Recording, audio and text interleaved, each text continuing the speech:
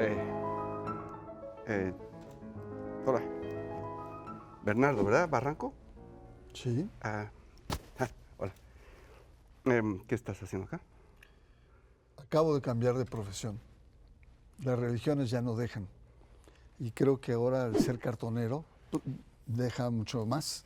No te creas, no te creas. Alguien te contó mal, pero sí me dijeron ayer que en la jornada ya no vas a escribir artículos y que ahora vas a hacer los cartones. ¿Es cierto eso?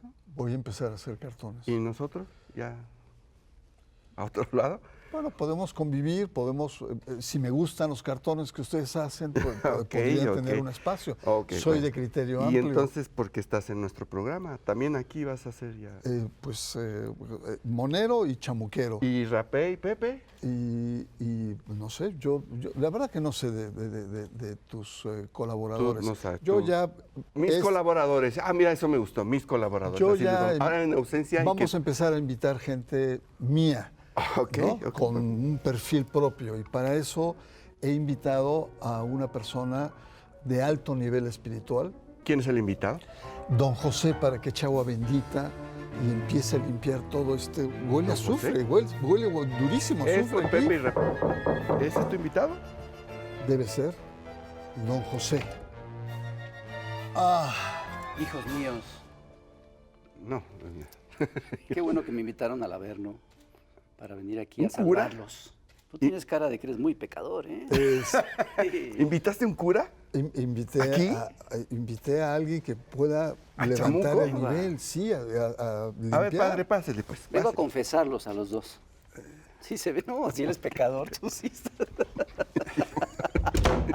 Ya se metió al closet. Hijo mío, Bernardo Barranco, qué bueno que estás aquí No, en el Averno. al contrario, me da Espero mucho que no te gusto. contagies mucho, ¿verdad? No, Y te ya invitamos a que pases afuera me hicieron lavarme como 3 veces las manos. Así pasa, ya se nos fue el... Se metió al closet, Es se que metió al el closet. chamuco está en todos los detalles, ándale. Vamos a entrevistar a Bernardo. Ah, hola, ya. No, pues que se asustas con eso. No, mira, Por favor, Bernardo, pasa por acá. Tú pareces cura, ¿eh? Toda la vida me lo han dicho. Ya, Estaba pero con pensando esta cambiar cosa de- aquí. Pero no cualquier de cura, profesión, tienes ¿no? pinta de jesuita. Sí, Porque hay de curas sí, a eso me curas. han dicho mucho. Tienes pinta... Ríos estuvo con los jesuitas. Sí, varios han estado con los jesuitas. ¿Por qué tenía pinta de jesuita? ¿Qué pinta tienen los jesuitas? Los jesuitas vienen de clase media alta y antiguamente venían de la aristocracia. Entonces siempre eran muy distinguidos. Podían estar vestidos muy andrajosamente, pero eran muy, no lo quiero decir por cómo estás vestido, pero me refiero con mucho porte, con mucha... Pero fueron prosapia. expulsados en algún momento, ¿no es cierto? En el siglo XVIII fueron expulsados, sí. Y regresaron aquí en la persona. Oye, pues te queríamos invitar, originalmente para hablar sobre esta famosa encíclica del Papa Francisco, que dio mucho de qué hablar, aunque ya pasaron varios días y ya sucedieron otras cosas que también pues, nos gustaría platicar contigo. Pero podríamos empezar con la encíclica. Sí, claro. La encíclica que se llama Fratelli Tutti. Fratelli Tutti, sí, no confundir con Tutti Frutti. Con Tutti Frutti. Ok. Es muy fuerte. Sí. Se va contra todo mundo. Sí, el Papa sí, Francisco se va contra Trump, se va contra el neoliberalismo, se va contra La economía de mercado, contra la codicia de los el neoliberales. populismo. Sí. Sí, mira, primero hay que decir que qué es una encíclica. Una encíclica es un documento solemne del Papa, del pontífice, sobre un tema urgente, vital o que el Papa considera importante. Entonces, esta es una encíclica social, no es una encíclica, a veces son más religiosas o espirituales, es social. Y es en continuidad con otra muy fuerte, que es Laudato Si, sobre el cuidado del medio ambiente, en donde ahí lo que señala muy claramente en ese anterior es que no vale la pena ser verde, porque el problema no es ser verde, sino el problema es la manera de cómo está montada la civilización. Es decir, si tenemos como patrón clase media norteamericana, con su consumo, con lo que consume de energía, etcétera, no habría planeta para poder tener eso como modelo de vida. No existirían las posibilidades. Tendría que haber 4 o 5 planetas para que tuviéramos ese nivel de consumo y de desecho. Para poder reciclar planetas. Entonces lo que dice es, lo que tenemos que hacer es cambiar el modelo de vida y el modelo de civilización. Bueno, esta nueva encíclica sigue esa línea. Y sigue esa línea y entra con el tema de la fraternidad. Fraternidad, fratello, hermano, es una hermandad, ¿no? Y está inscrita, pues evidentemente, en los tiempos de la pandemia. Y la pregunta que se hace en el documento es, bueno, vamos a entrar a una nueva normalidad. ¿Y qué vamos a seguir igual?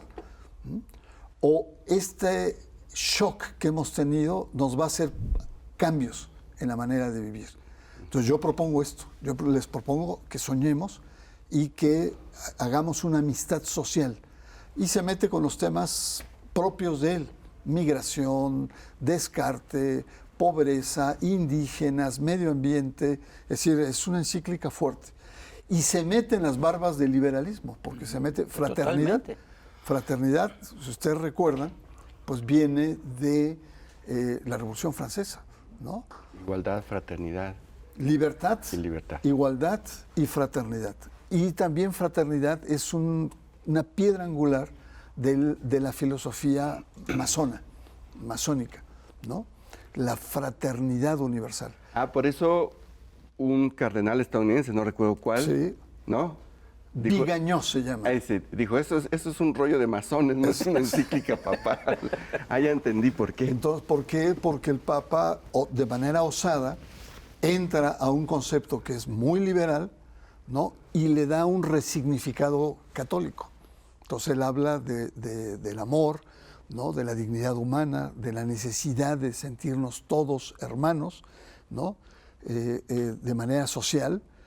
Y es interesante. Ahora, es una encíclica... Más va en contra de todo el discurso, no solo de Benedicto, sino de Juan Pablo II, ¿no?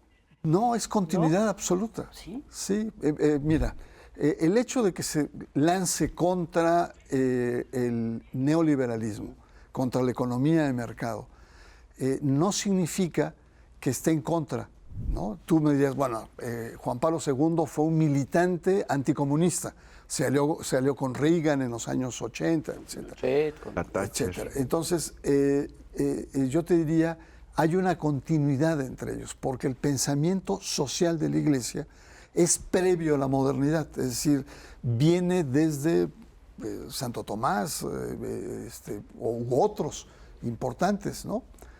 Tomás Moro tuvo un sueño de una isla donde no había clases, donde todos convivían, no había dinero, no había una igualdad absoluta, etcétera, ¿no? Santo Tomás planteaba que en momentos de crisis los bienes eran universales, eran para todos, especialmente para los necesitados. Entonces, hay un pensamiento... Un chairo, qué barbaridad. Un pensamiento medieval. Cuando llega la modernidad, que llega con el positivismo, la ilustración, el liberalismo, el socialismo, el anarquismo y otros más, la Iglesia se siente amenazada y crea su propio corpus, que es la doctrina de la Iglesia. Y es un corpus que es antimoderno. Entonces, lo mismo en algunos momentos es muy antiliberal. Rerum Novarum, en 1891, cuestiona los excesos de la revolución industrial en la condición obrera, ¿no? Benedicto XVI habla de la sociedad del hedonismo, ¿no? Del relativismo, ¿okay? Con la sociedad occidental. Es decir, más que anticapitalista o anticomunista, la Iglesia trae un chip antimoderno. Sí, acá se ve cuando critica las redes sociales y los iPhones. Así es. Entonces, yo creo que hay que entenderlo así, en continuidad. Yo diría, Francisco no es ni anticapitalista ni filocomunista. Francisco es católico, ¿no? En esa vieja tradición. Pero la jerarquía católica aquí, ¿cómo toma eso? Porque para atraso el de la Iglesia mexicana, ¿no? Muchas iglesias, pero la Iglesia mexicana en particular. Pues recordarás cuando vino el Papa en febrero 2016 en Catedral, les puso una guamisa a los... Y ni entendieron, creo yo, me parece. Se hicieron tontos, o sea, se entendieron muy bien. Unos no entendieron y otros hicieron. Bájense del carro, ¿no? De los faraones, sean pastorales, estén con la gente, no hagan acuerdos en lo oscurito, ¿no? Y pues sí, cada quien vio para arriba y tal, Dijeron que ¿no? la Virgen les hablaba. La Virgen les hablaba y tal. Bueno, pero llegó López Obrador y se acabaron los acuerdos en lo oscurito. Sí, digamos, pero digamos, la Iglesia es una estructura muy poderosa que no puede, y además no solamente poderosa, sino está acostumbrada a estar consentida por el sistema, a tener toda una serie de prebendas y privilegios. Lo que López Obrador lo que ha hecho es, ha abierto el abanico a los grupos evangélicos, pentecostales, y la Iglesia está empezando a crujir, ¿no? Está empezando a sentir que ya no es la única. ¿Por qué? Porque hay una crisis muy fuerte de caída de católicos que es vertiginosa. Simplemente en América Latina ha caído a más del 40% en muy pocos años, ¿no? Y eso se explica también el ascenso de partidos y grupos sociales de carácter evangélico. Entonces, por ejemplo, Brasil, que igual que México en los años 80, 70, el 90 y tantos por ciento eran católicos, hoy no son más que 56%.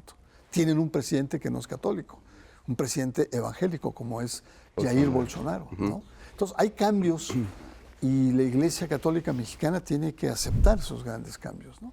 Y hablando de López Obrador, usando sus mismas palabras, ¿esta encíclica le viene como anillo al dedo al discurso de López Obrador? Sí, en cierto sentido, aunque si tú quieres mete debajo del tapete cuando se critica el populismo, ¿no?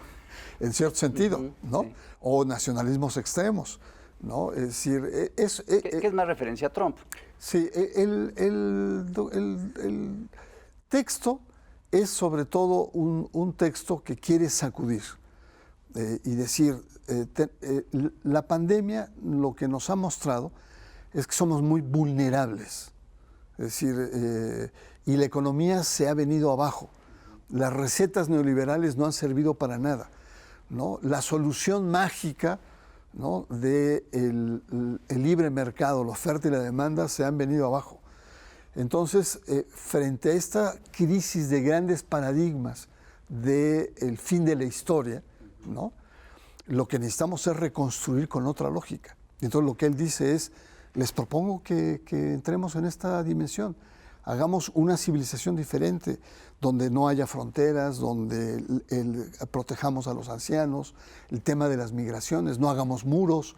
Es decir, el Papa tiene hay una dimensión, digamos, religiosa, pero es como un sacudimiento. Y al final dice, y la religión tiene que servir, tiene que ser vehículo, no para impedir el diálogo o la cercanía, sino sobre todo para fortalecer, digamos, el entendimiento entre las personas. Es interesante, vale la pena leerlo, ¿no? Vale la pena leerlo, ¿no? Okay. Vamos a hacer una pausa porque vamos a ver a Cintia Bolio, la chamuca, y regresamos para seguir platicando. Pero ya se pusieron muy serios, la verdad, ustedes ahora, ¿no? No, pues es que llegó Pepe. Tú y yo estábamos de muy buen humor sí, y todo. ¿verdad? Y llegas disfrazado de cura, man.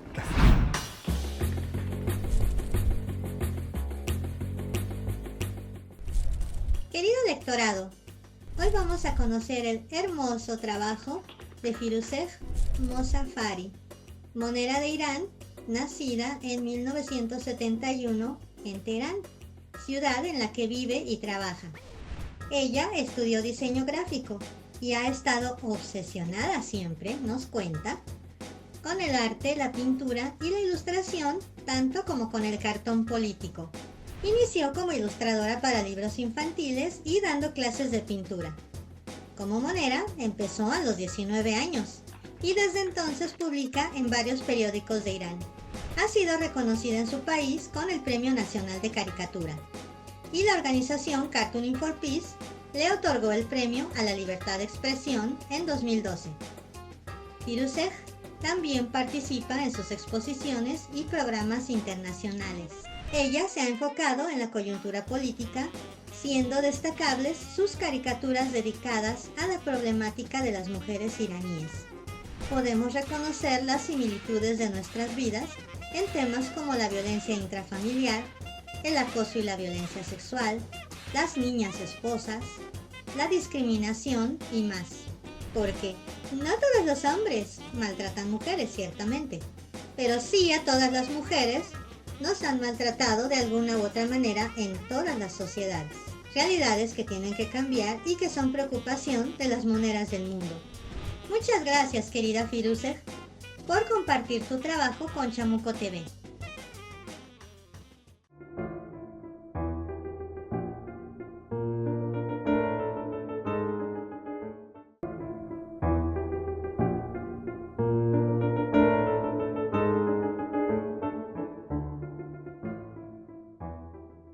Pues seguimos aquí en Chamuco TV y estamos platicando con Bernardo Barranco. Ahorita mencionabas algo, decías que la encíclica del Papa Francisco es un sacudimiento. ¿Qué tan importante es, en pleno siglo XXI, la religión católica a nivel mundial como para que su máximo representante logre sacudir?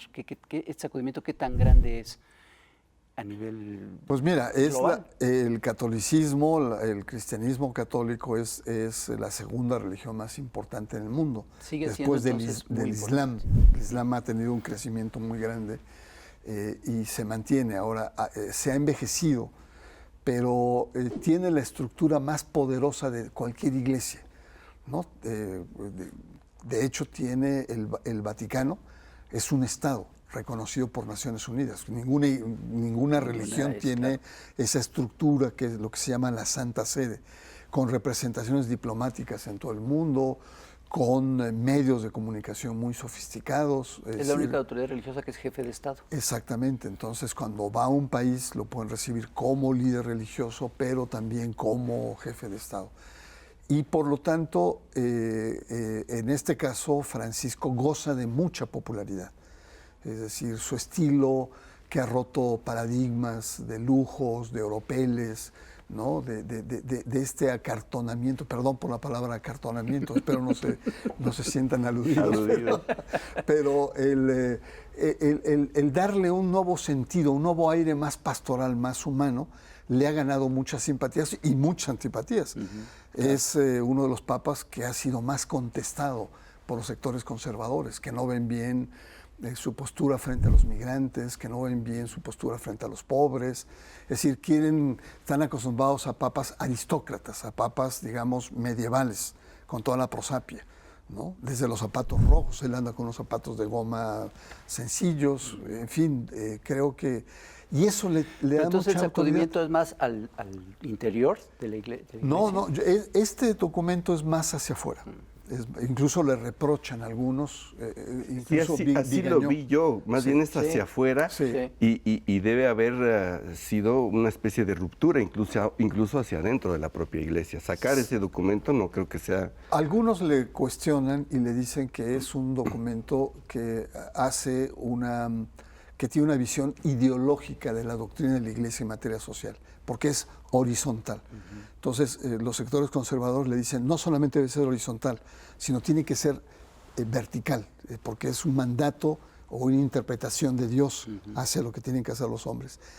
Y el Papa utiliza en esta encíclica una vieja expresión que usó Juan XXIII, que es a los hombres de buena voluntad.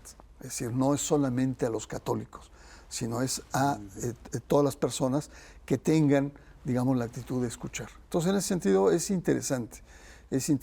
Hay solamente lo religioso, está pregnado de lo religioso, evidentemente, pero hay dos momentos fuertes. Uno es la parábola del buen samaritano, cuando empieza a elaborar el tema de hermandad, y al final, cuando dice cuál es el papel de las religiones, de las iglesias, de la religión, en esta búsqueda de una nueva fraternidad, ¿no? Oye, antes de que se nos acabe el tiempo, regresemos a México y la derecha mexicana. Ahorita tenemos un espectáculo, pues ahí me divierte, la verdad, me gusta. Mucha materia prima. Sí, el tema del Zócalo y las casitas de campaña vacías, pero luego no están tan vacías. Hay unas señoras así como Beata dibujada por Rius, ¿no? Como Doña M, ¿no? Que salen de las casitas estas y le cantan a la guadalupana. Y el otro día un sacerdote de la catedral tomó una foto del Zócalo desde arriba. El primo, no es el primo del padre. Mira, ni más ni menos. Entonces, ¿qué tan metida está la Iglesia Católica en ese movimiento específico? Está metida. Es decir, Frena es una especie de amalgama, un cóctel de una derecha empresarial descontenta porque ya no tiene los negocios de antes y además tienen que pagar impuestos, ¿no? Eso es imperdonable. Sobre todo norteña. Eso sí es pecado. Eso es pecado. Sí. Y por otra parte se sumó los grupos de la ultraderecha católica. Digo, no es gratuito el discurso del anticomunismo, que nos remite a los años 50, 60, que la gran consigna del catolicismo en ese momento era cristianismo sí, comunismo no. Esta actitud, digamos, de un sector del catolicismo. Entonces, es el viejo sector heredero de los cristeros, de esta especie de franquismo religioso mexicano. Es el yunque, con sus diferentes modalidades, ¿no? Sus evoluciones, que hoy es pro vida, grupos pro familia, etc. Y es gente mayor, muchos de ellos es gente muy mayor. Y están ahí y se han dejado sentir. Por ejemplo, desde las caravanas se cantaban los himnos guadalupanos. Cuando toman Avenida Juárez, hacen de manera provocadora un rosario en el hemiciclo Juárez, ¿no? Imagínate nada más, era así como entran al Zócalo con consignas de Viva Cristo Rey y todos los días tienen rezos, ¿no? Entonces, si parece un pato porque tiene patas de pato, tiene picos de pato, pues es un pato. Entonces, pero es parte, es un movimiento híbrido, podríamos decir, ¿no? Al principio estuvo Juan Bosco Abascal, ya se rompió esa alianza. Que estaba muy loco. No, realmente un tipo. Era el papá de Carlos rígido. Abascal. Hermano de Carlos Abascal. Okay. Su abuelo quería fundar una república católica. En Baja California. En Baja California, creó su propia, incluso no dejaba que sus hijos fueran a la escuela, a que se contaminaran. Él les enseñó a leerles. Es una familia, lo que se llama intransigentes, que no negocian, o sea, la palabra de Dios es absoluta. Hay un cierto nivel de fanatismo ahí. Entonces, el tema de Frena es un tema que muchos lo caricaturizaron, también sin tratar ¿Qué tiene de malo eso? Ya van varias alusiones. Ya van varios, ¿no? Lo estoy provocando. Es decir, no le dieron la importancia. Otras personas, aparte de nosotros, lo caricaturizaron.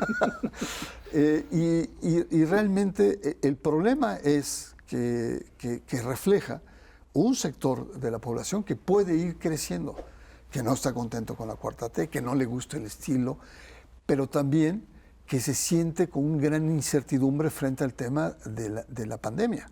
La pandemia nos ha movido a todos y hay sectores que realmente están con mucho temor. Y hay que recordar que los grandes movimientos de derecha, llámese fascismo, tal, vienen de momentos, digamos, de crisis, crispantes, de mucho temor, de mucha incertidumbre. Entonces sí creo que debemos darle mucha más seriedad y sobre todo porque ahora la ultraderecha se abre y tiene una ultraderecha, una versión, digamos, más amable, que sería Sí por México, ¿no? En donde hay muchas organizaciones católicas que están metidas ahí. Tal. Otro elemento más por el cual debemos de tener cuidado con este movimiento. En Europa y en el mundo entero hay un ascenso de la ultraderecha, ¿no? Vox en España, Alternativa en Alemania, Alternativa Alemana, ¿no? Le Pen en Francia, la señora Marine Le Pen, Trump en Estados Unidos, y en América Latina también, el ascenso de estos grupos neopentecostales, bíblicos, políticos, ¿no? Que buscan sanar la sanación de la sociedad. O sea, la atmósfera nos dice que tenemos que tener un poco de cuidado ahí, ¿no? Y tomarlos en serio, no despreciarlos.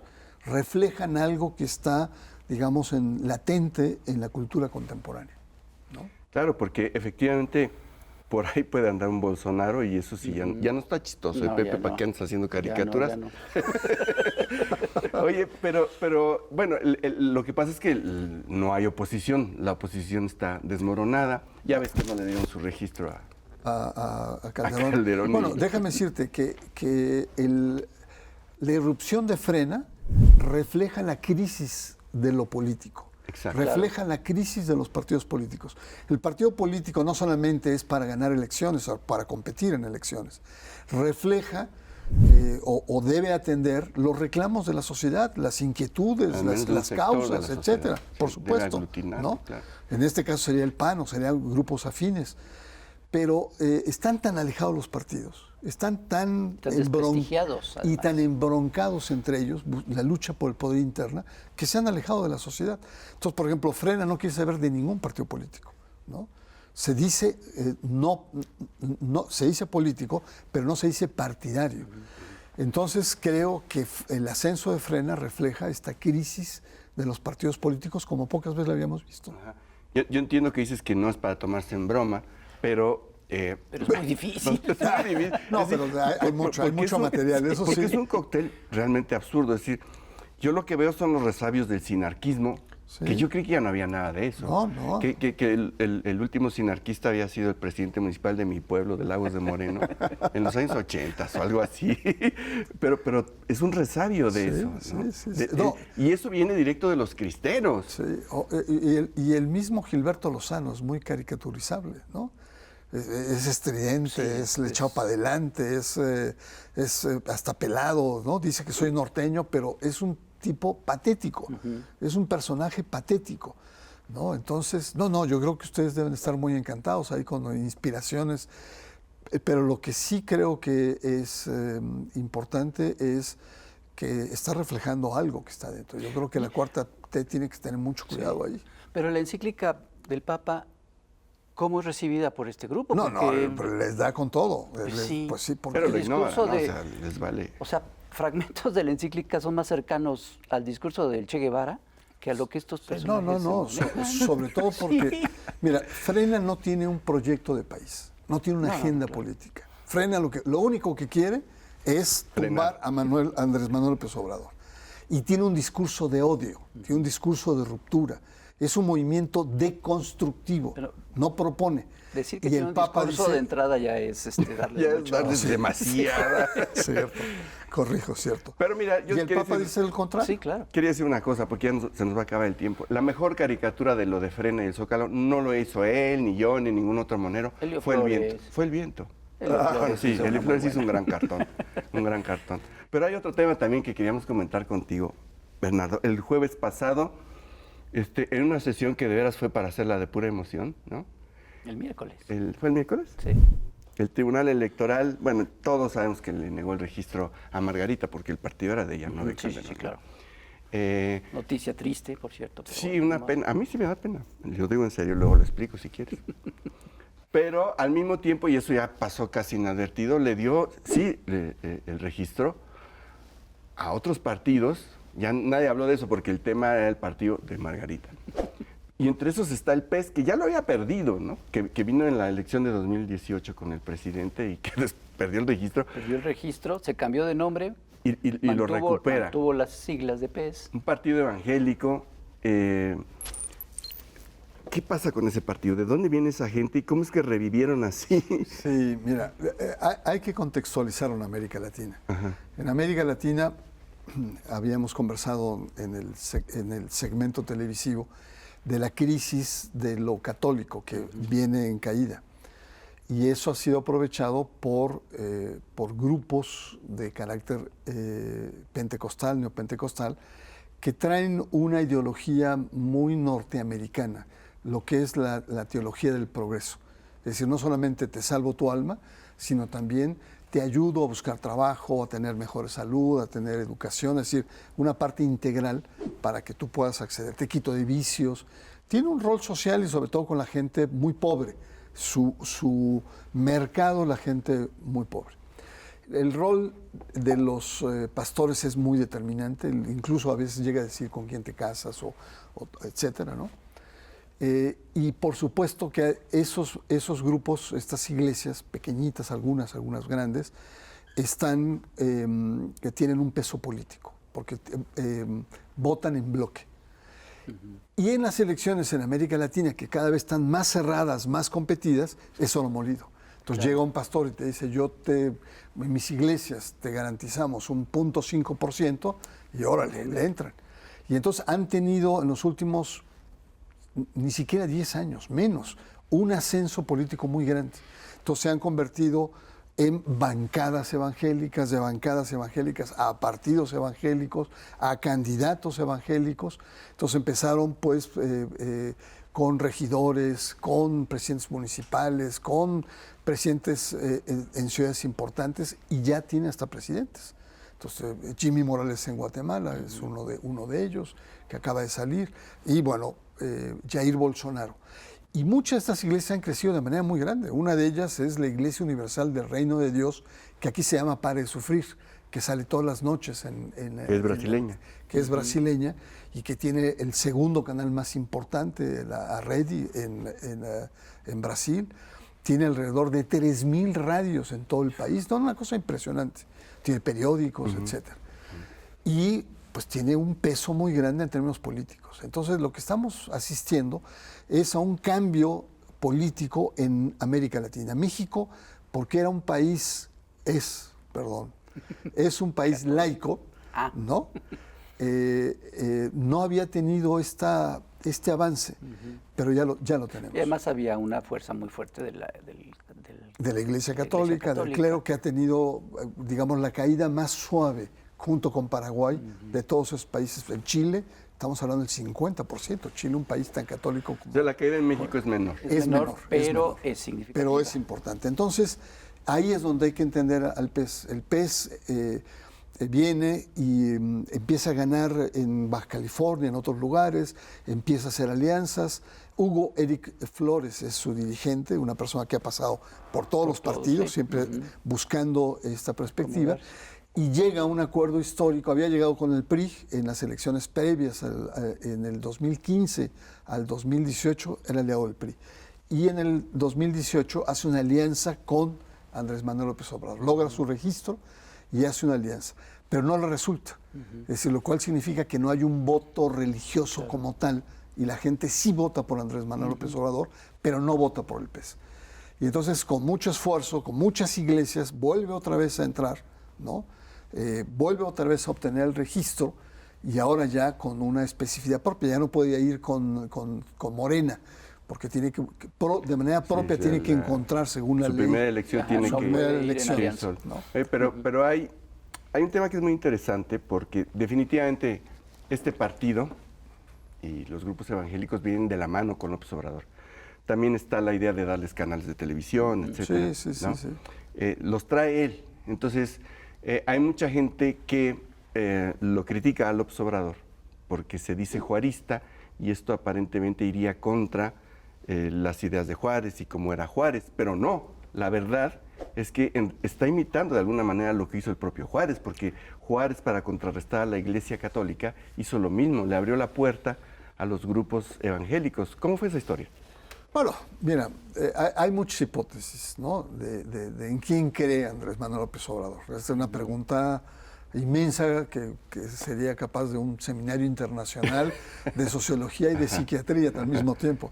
Porque tenemos a un López Obrador, pues que lo mismo, y mira, me está viendo acá, discúlpeme, don AMLO, por lo que voy a decir, pero los evangélicos lo creen suyo porque ha estado en oración, hay fotos donde él está en oración, lo están tocando y están, digamos, recibiendo al Espíritu. Pero un evangélico no tiene a la Virgen de Guadalupe en su cartera, o los detentes que ha mostrado que lo cuidan, ¿no? O es padrino en una boda religiosa, como fue muy al principio de su mandato. Pero católicos y evangélicos se admiran cuando lo ven en ceremonias de corte chamánico, ¿no? Medio mesoamericanas, o le entran las hierbas y es medio santero. Entonces, ¿en quién diablos cree Andrés Manuel López Obrador? Yo lo que creo, sigo mucho el pensamiento de Dussel, Enrique Dussel, que es muy cercano a la cuarta. Que lo trajimos aquí una vez. Sí. Y lo que señala él me pareció muy interesante. Andrés Manuel tiene una enorme sensibilidad por la religiosidad del pueblo, ¿no? Como ningún otro, ni intelectual, ni político, etc. Y entonces él sigue al nigromante. Sí, Yo es lo me que decía, hinco la donde frase el del pueblo se nigromante. hinca, ¿no? Entonces, no esperemos una definición, porque él dice, soy cristiano, y soy el cristiano del Cristo de los pobres, el Jesús que opta por los pobres y que muere en la cruz como un acto de injusticia, ¿sí? Pero ¿cómo entender que está también pues, con las hierbas, etcétera? Entonces, yo lo que creo es, siendo más mal pensado que Enrique Dussel, que Andrés Manuel López Obrador, más que un homus religiosus, es un animal político. Claro. ¿No? Y muy pragmático. Claro. Bueno, entonces, pero la frase clave es la del nigromante. Sí. Sí. Yo me hinco donde el pueblo Así se hinca. es. Sí, y lo ha dicho él. Ahora, repetido. volviendo al tema del PES, el PES, un partido confesional, viola todo el sistema de la laicidad del Estado O mexicano. sea, el tribunal no debió darles el Ni registro. el INE ni el tribunal debieron haber dado. Bueno, el INE no se lo había dado. No, sí, se lo dio. Pero primero pasó por el INE. Ah, ok. Primero pasó por, o sea, para poder tener registro, tú tienes que entras en el INE. Sí, pasó por el haces INE, asambleas. se aceptó, pero se No, manda al el tribunal. PAN Eso es. sometió Lo una demanda, impugnó el PAN. impugnó el PAN y el tribunal decidió. Pero esta misma discusión se da, es decir, el tema de fondo es que tanto el INE como ¿Pero por qué los deciden tribunales, dárselo si viola todo? esa es la pregunta que a mí me gustaría que me respondieran. Es decir, la discusión se da en dos carriles. Había sectores, tanto en el INE, que era Córdoba y Murayama. Y mira que Murayama no es de mis santos preferidos. Y acá una señora, ay, no recuerdo el nombre, una delgada, ¿En el tribunal? en el tribunal. Janine Otálora. Janine, que su visión era una visión de Estado. Es decir, el Estado mexicano, el artículo 40, que es un Estado laico, el 130, separación política y religión, la ley de acciones religiosas, que ningún ministro se debe meter en política, etcétera, son claros. Y si este partido tiene antecedentes, ¿no?, religiosos, y además están 16 ministros de culto en asambleas que los cacharon, pues no pueden tener el registro. Claro. Pero el otro carril de la discusión plantea, dice, no, pues mire, pues sí, efectivamente hubo 16, pero a los 16, en 6 asambleas se les anuló la asamblea. Y por lo tanto, entonces, ya no hay delito que perseguir. No se encontraron en otras, fueron 294, que eran 300 por los distritos, cada distrito. Entonces, por lo tanto, no hay delito que perseguir. O sea, se anularon las que sí. Entonces, leguleya, de cortoplacista, técnica, no fue una reflexión, un análisis jurídico, lo que llaman los abogados, sistemático, o sea, mucho más amplio, ¿no?, ni mucho menos con una visión de Estado. Y entonces, 6, la mayoría de los en el tribunal, y fue más peleado en el INE, que fueron 4-3, ¿no? Pero el hecho es que tenemos el PES, un partido confesional, y que es, como señalabas en el corte, en el intermedio, una verdadera amenaza. No ahorita, pero hay una semilla, porque no todos, pero hay grupos fundamentalistas. Es decir, Abascal, que hablábamos hace rato, que era realmente terrorífico, se queda chiquito. Es progresista frente a gente... ¿En serio? ¿En serio? ¿No? ¿De qué estás hablando? O sea, ¿por qué dices eso? Gente que toma literalmente la Biblia como palabra de Dios que tiene que estar en la sociedad. Ese es el problema. Ese es un problema. Entonces, la concepción lapidar mujeres. La concepción de familia, una familia patriarcal, no a los derechos, no a la cuestión de la dimensión homosexual, ¿no? Han sido bravos. Si no, hay que ver las disputas que hay en Brasil en este momento. Las mujeres están muy en contra, ¿no? Ajá. Lo que pasa es que aquí no son tan visibles. Pero el número está creciendo. Vamos a ver el censo, pero yo te aseguro que han crecido casi a un 10%. ¿Y qué tan cercano realmente está el PES de López Obrador? ¿O qué tanto le sirve a López Obrador que le haya dado el registro Viste al que PES? fue muy criticado cuando se dio la alianza en febrero del 18. Incluso Jesús y creo que Elena Poniatowska dijeron no al PES, ¿no? Diciendo, ¿qué pasa, no? ¿Qué pasa aquí? ¿No? Sí. ¿Qué pasó acá? Yo pensé que en ese momento era una alianza electoral. Por el 5% que el decías, 5% que decían, sí. yo te garantizo No 5%, sabía él órale. que no lo iba a necesitar realmente. Claro. Pero no. La concepción del presidente es ciertamente tener mayor equidad y ya no tener este privilegio por la Iglesia Católica y darle chance para que tengan sus canales de televisión, para que participen en programas que también él mismo.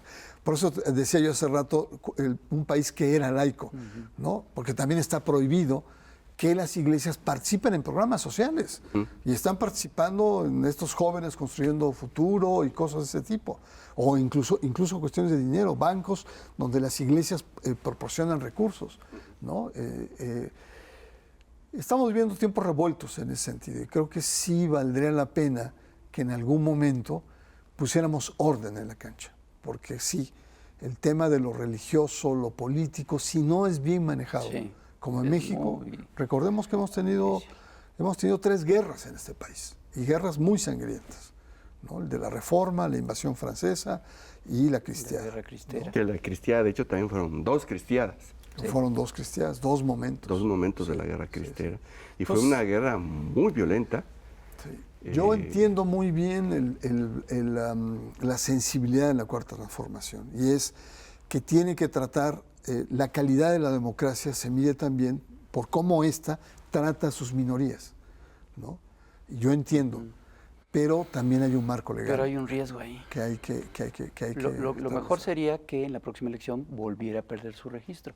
¿Crees que esto sea Pues es posible, probable? porque ahora el ciudadano con su voto tiene la viabilidad del PES, ¿no? Y sería un indicador muy interesante de ver cuál es la sensibilidad del ciudadano, ¿no?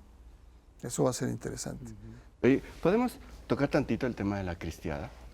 Porque, no, es que es un tema, es uno de sus temas favoritos. Sí, bueno, sí, pues sí. es que viene de ahí, o sea... Ah, sí, de Lagos de Moreno, justamente, claro.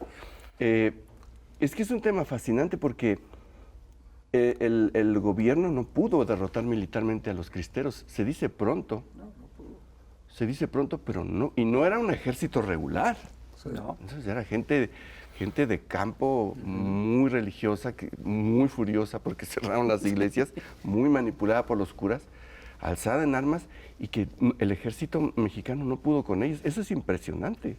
Sí, pero fue traicionado ese movimiento Por por supuesto. la propia Iglesia Católica. Claro, fueron a negociar al La Vaticano. jerarquía negocia con el gobierno revolucionario, o el gobierno secular, pacta una pacificación, y entonces eran tan religiosos y tan nobles muchos de estos cristeros que hubo rebeldía por parte de muchos generales, Sí, claro. pero la mayoría de la gente dijo sí. Los obispos plantean que la guerra se terminó, la guerra se terminó.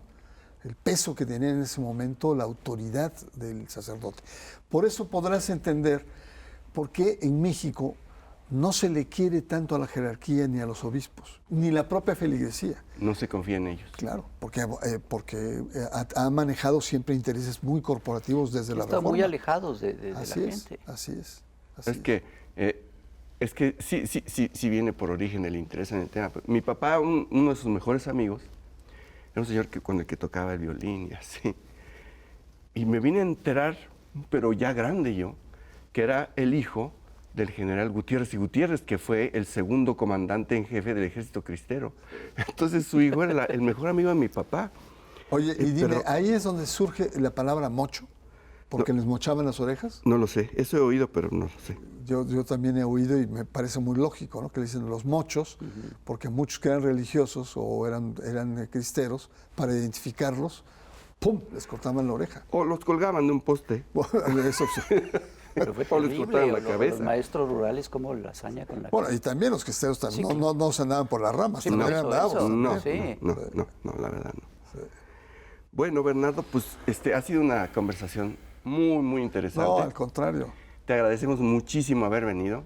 De parte de Rapé, que se puso malito, Sí. te mandamos un No, Va a saludo venir, no, pero está un suyo. poquito malito. pero te Y mandamos un saludos. saludo de Rapé a la gente que nos está viendo. Que Hasta iba a se cantar, mejore. le preparamos un Ah, ¿sí? trovador. Sí, le iba a hizo- cantar Pero ¿cómo? Tutti Fratelli. Debe ser unas letanías o algo. Iba a cantar de Tutti Frutti, pero era Tutti Fratelli. Fratelli. Es una lástima, pero se puso malo ya. Ya, sí, Será ya. para otra. Muchas Ya gracias, está pasando Bernardo. aceite ese rapé.